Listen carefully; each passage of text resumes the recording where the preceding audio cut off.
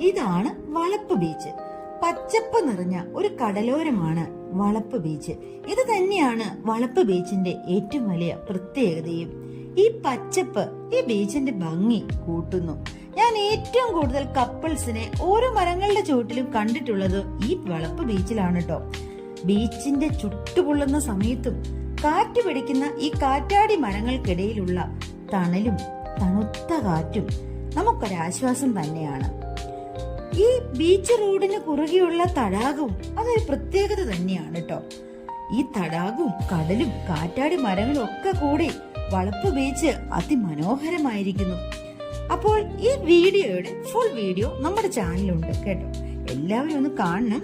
പിന്നെ നമ്മുടെ ചാനൽ ഇഷ്ടപ്പെട്ടാൽ ഒന്ന് സബ്സ്ക്രൈബ് ചെയ്യണേ, ഒന്ന് ലൈക്കും കമന്റും ഷെയറും ചെയ്യണം കേട്ടോ.